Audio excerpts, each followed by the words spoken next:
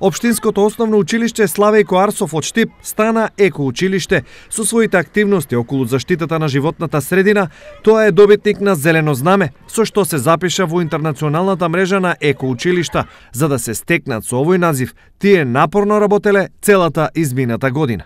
Направивме уреден, убав двор. Така беше и со внатрешната средина, која што исто така имавме екостандард, здрава средина, со промена на сите врати во училиштето, санација на подовите, на зидовите, заштеда на енергија, стандардот упатства за штедење на електрична енергија изработивме и заштита на вода, која што беше со поставување на штедливи еколошки чешми.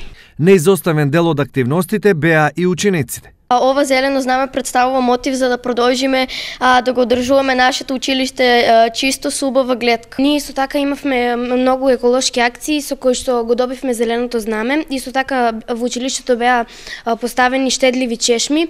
Во дворот на училиште Славејко Арсов исто така имавме различни екоактивности. Потребно е сите околу нас сите да бидеме екологисти за да зачуваме средината да биде чиста и здрава и да биде добра за живење на сите луѓе. Детето што од мали нозе треба да бидат едукативни, треба да бидат поттикнати од сите, да бидат екологисти. Но како и досега, училиштето и во иднина продолжува со исто темпо на работа. Сите овие активности се разбира дека и во рамките на наредниот период доследно ќе ги спроведуваме со цел нашето училиште и пошироката средина да бидат здрава и уредна средина достојна за живот на сите нас. По повод добивање на зеленото знаме, тие денес беа на средба со градоначалникот Благој Бочварски. Во контекст на ова, тој најави многу проекти за енергетска ефикасност и заштита на животната средина. Веќе размислуваме на проекти кои што се многу значајни за пред се за заштеда на енергија и тие пари кои што ќе се заштедат ќе останат за инвестирање во истите училишта, така што гасификацијата е еден од